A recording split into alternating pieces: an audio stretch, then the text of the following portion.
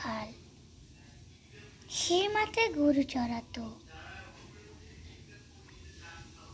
বাঁশি বাজাতো, তবুও তার সময় কাটত না। সে একদিন মজা করলো, গাছের আড়ালে লুকোলো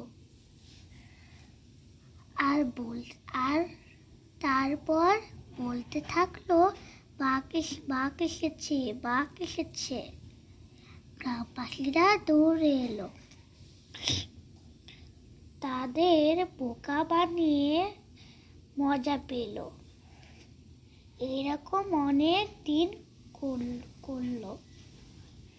গ্রামবাসীরা খুব রাগ করলো। একদিন সত্যি বাঘ এলো। রাখাল চিগড়াতে থাকলো, বাঘ বাঘ বাঘ। এবার আর কেউ এলো না। বাঘ রাখালকে নিয়ে গেল। রাখালকে আর কোথাও খুঁজে পাওয়া গেল না।